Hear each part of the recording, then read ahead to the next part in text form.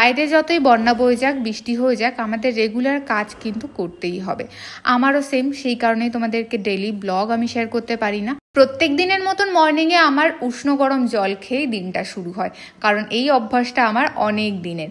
সকালে ব্রেকফাস্টের দায়িত্ব যেহেতু আমারই, আজকে তাড়াতাড়ি বানিয়ে ফেলেছিলাম অ্যাভোকাডো স্যান্ডউইচ, সঙ্গে ছিল ব্ল্যাক কফি।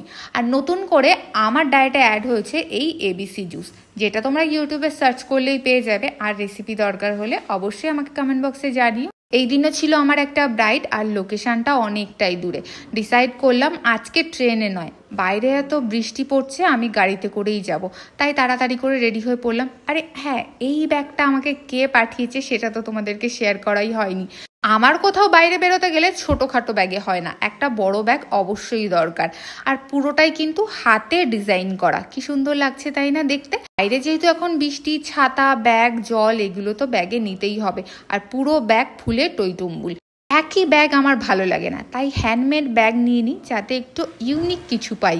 তো সেই কারণেই তোমাদের পেজের লিঙ্কটা আমি শেয়ার করে দেবো, ভিডিওটা কোলাপ করা থাকবে। এরপরে আর কি গিয়ে আমি ব্রাইড রেডি করে অনেক রাতে বাড়ি ফিরলাম।